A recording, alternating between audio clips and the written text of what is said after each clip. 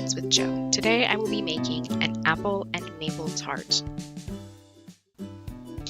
The ingredients for the tart shell are 3 cups all-purpose flour, 1 teaspoon salt, 1 teaspoon sugar, half a cup cold unsalted butter, 2 eggs, and 1 tablespoon of cold water. For the filling, you'll need 1½ cups maple syrup, 1/4 cup heavy cream, 3 large egg yolks, 1/8 teaspoon salt, 1/4 cup cornstarch, 1/4 cup water, 1 tablespoon unsalted butter, and 1 teaspoon fresh lime juice. For the candied apples, you'll need 1 medium Honeycrisp apple, 2 tablespoons lime juice, and 1/2 cup pure maple syrup.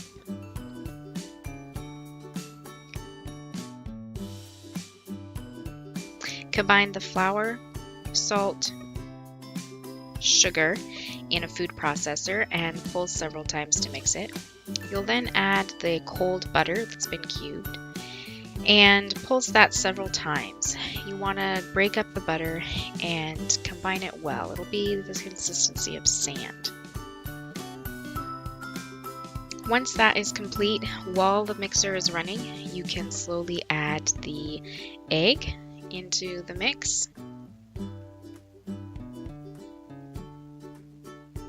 as well as the cold water, and the dough will kind of come together into a more consistent mixture. It will be a little bit crumbly, it won't be completely well combined, but you can see here that when I crush it together it stays fairly well.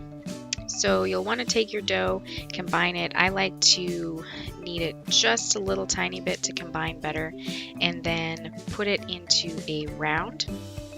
You'll wrap it carefully in plastic wrap, cover it, and then chill that for at least 2 hours before using it. While the dough is chilling, you can candy the apples. Combine the lime juice with the maple syrup, and then pour into a broad saucepan. Turn that up to a medium heat, and then add your thin apple slices. You want these to be cut fairly thin so that they candy well and you don't have too crunchy of apples when you're done with. And then bring that up to a simmer and let the apples candy in the syrup until they are soft. As you can see, I had one that broke apart a little bit. That shouldn't be too much of an issue in the end. And remove those from the syrup and place them on some wax paper so that they can cool down. After your dough has chilled for long enough, you can roll it out into a probably about 12-inch circle so that you can fit it into your tart tin. As you can see, it's going to be a little bit difficult to roll out initially because it's fairly cold coming out of the refrigerator. You can let it sit for several minutes until it softens up if that is a problem.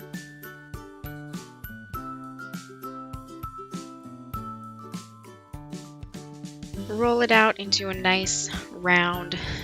You want it to be a couple millimeters thick. You don't want this to be really thin dough. You can kind of see there how thick it is.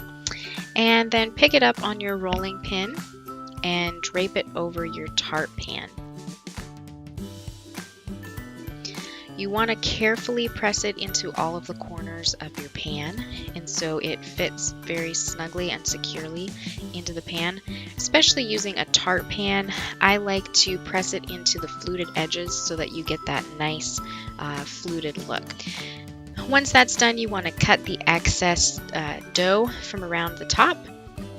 Again, make sure that everything's pressed firmly into the sides, and then do a last cleanup if you need to.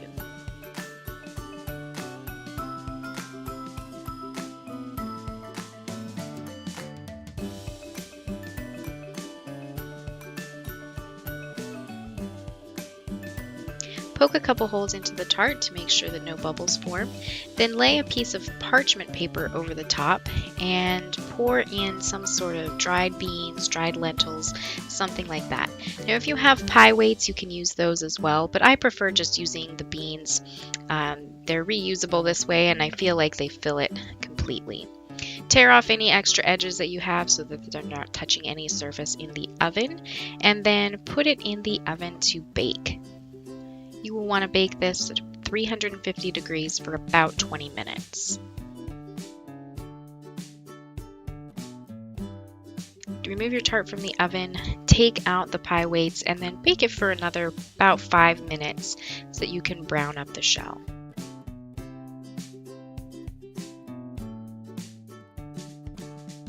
You'll then place it on a cooling rack to cool while we prepare the filling. For the filling, you will pour the maple syrup into a heavy-bottomed saucepan,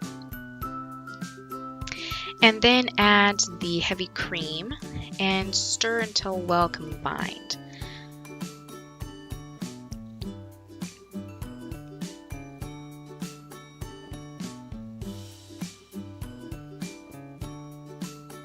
You'll want to let this simmer for several minutes until it starts to thicken.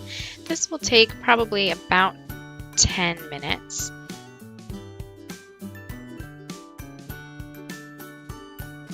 Carefully pour a small portion of it into your egg yolks while whisking constantly. You really don't want to scramble your eggs here, so do this very slowly. Put in only a small amount, whisk it together well, and then pour that mixture back into your pot to temper the eggs. Stir that around, and then pour in a mixture of cold water and cornstarch. That will help to thicken it up as we heat it again for probably another 5 or 10 minutes. If you heat it for too long, you will get too thick of a mixture.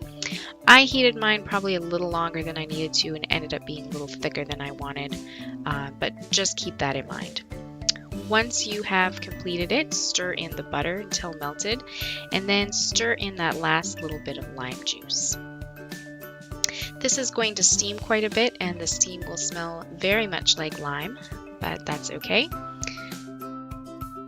Stir it in till it's kind of a loose consistency, as you can see here, and then you will pour that into your tart dish. Remember, it's fairly hot at this point, and as it cools, it will harden up a fair amount. So don't be too concerned if you feel like your sauce is a little bit more runny than you were expecting. Smooth it around. Depending on how thick it is, it may not settle very well on its own. Mine was a little thicker than I intended, and it really needed to be leveled out fairly well in order for it to cover that dish consistently.